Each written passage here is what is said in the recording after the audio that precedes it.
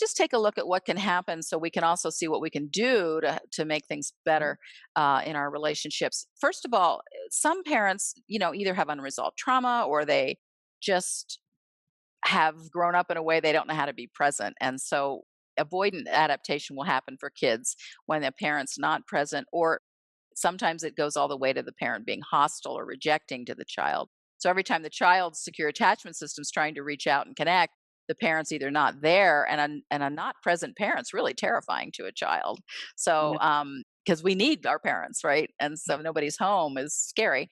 And then if they're hostile, of course, that's scary. And then sometimes what causes avoidant attachment is parents only show up and are present when you're teaching a child a left brain activity like how to read or how to do math or how to ride the bike or how to any how to function task kind of thing, Mhm. so that then kids really, what usually happens in avoidant attachment is you get a very overdeveloped or highly developed left brain, but not very much right brain because there's not emotional attunement, there's not presence, and that's needed for your secure attachment system to bond. So kids kind of get thrown back on themselves. They're queuing for attachment, but that's rejected, so, or not, nobody's there, and so they just go.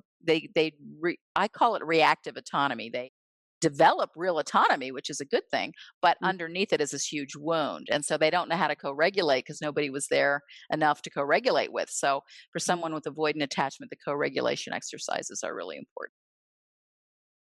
And the other thing is they'll tend to do parallel attention, which means they do things on their own. Like they get lost in the computer, might be pornography, might be video games, might be TV. They tend to do things alone because they don't value the co-regulation of doing it with someone else. So helping them learn how to have joint activities where they actually watch a movie and discuss it with their spouse, or they're on a drive and they actually talk about, or they stop at coffee shops and Mhm. they interact. That's a stretch. That's hard because for avoidance it's stressful to be in connection, to approach or be approached.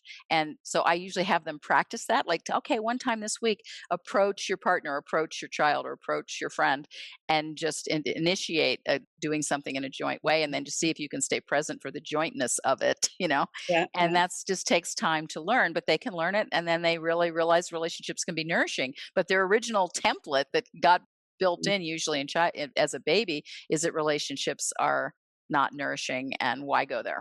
I do it better myself. I'm better just by Mhm. myself. And so you're trying to shift that. And when you ask them to resource, they'll resource around trees and the sky and music and art, but they don't include people. So you're just gradually trying to help them include people as resources because in their experience, and it doesn't mean they don't like people or they don't want connections. The thing, I have a pet peeve about that because a lot of attachment writers say avoidant people don't want a Mhm. connection. They do. They do, like anybody else. They have secure attachment as a primary attachment system like anyone else. It's just that their adaptation is to shut the attachment system down. They basically turn their attachment system off because it was too darn painful to want connection and nobody was there, or somebody was there in a negative way. So understanding that and then helping people be very courageous to feel their initial longing to connect that comes from secure attachment, they'll think of that as a bad thing. Oh, I'm feeling this longing. I hate it. I don't want that. And you go, no, that's your secure attachment saying hello. That's your initial wanting to connect, but with people that have more capacity to connect back with you. So you just have to restructure that whole experience. But like you said so many times, it has to be an embodied, lived experience of the nourishment.